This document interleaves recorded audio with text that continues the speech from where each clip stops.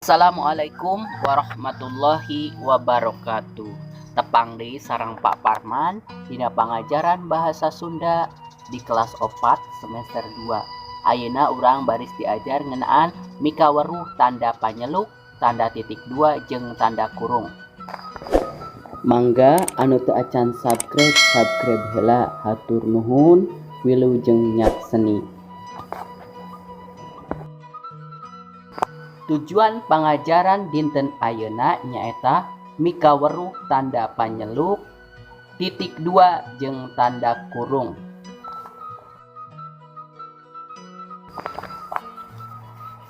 Hideuk tangtu geus apal rupa-rupa tanda baca. Tanda baca dina bahasa Sunda sarua bae jeung tanda baca dina bahasa Indonesia. Kitu deui gunana. Ayeuna hideuk baris diajar tanda baca anu disebut tanda panyeluk atawa tanda seru, tanda titik 2 jeung tanda kurung. Pek titenan hiji-hijina. Kahiji, tanda panyeluk. Tanda panyeluk dina kalimah biasana digunakeun pikeun negeskeun atawa nuduhkeun parentah. Contona baca, tulis ku hideep, pangmelikeun beas ka warung. Tina tilu kalimah eta ditungtungan ku tanda panyeluk atanapi tanda seru. Anu kadua nyaeta tanda titik 2. Tanda titik 2 dina kalimah biasana digunakeun pikeun A, ngeceskeun kalimah nu wanguna runtuyan. Contona Rani boga adi 3.2, Yusep, Selfie jeung Rina.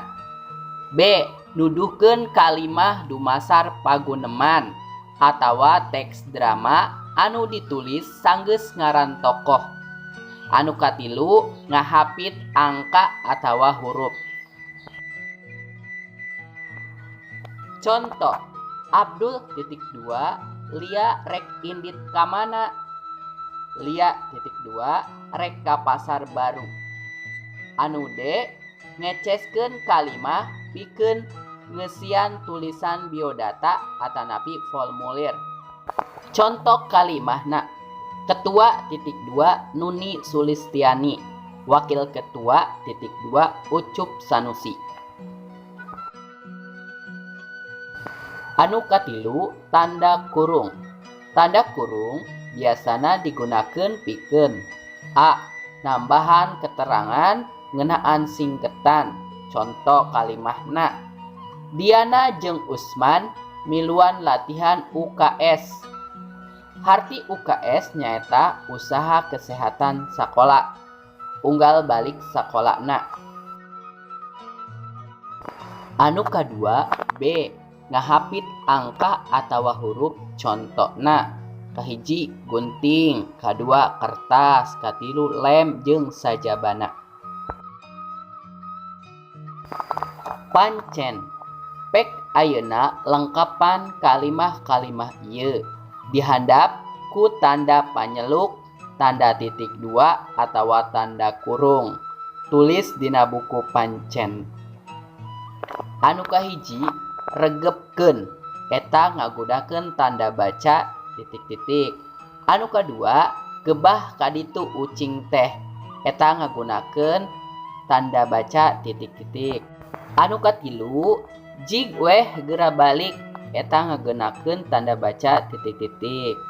Anu kaopat Marta dipangmelikeun titik-titik topi, baju, calana jeung sapatu ku uwana, eta ngagunakeun tanda baca titik-titik.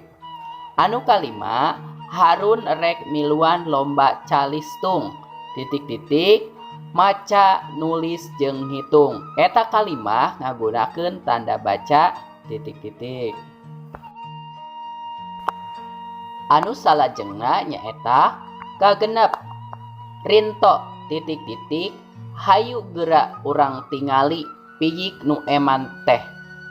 Asep titik-titik engke daguan sakedeung, eta ngagunakeun tanda baca titik-titik.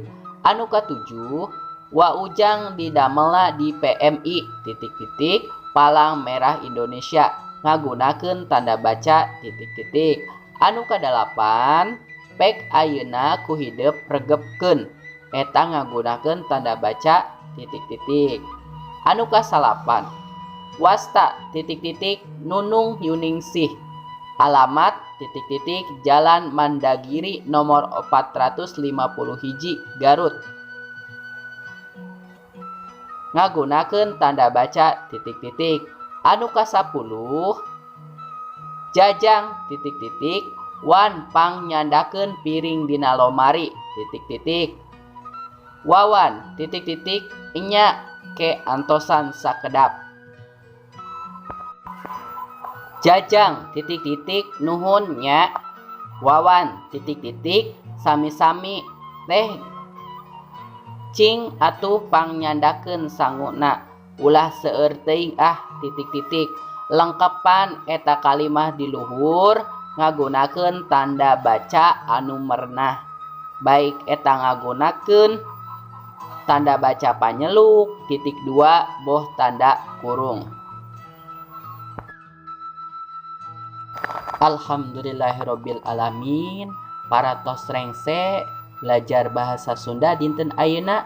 Sekian, hatur nuhun. Wassalamualaikum warahmatullahi wabarakatuh.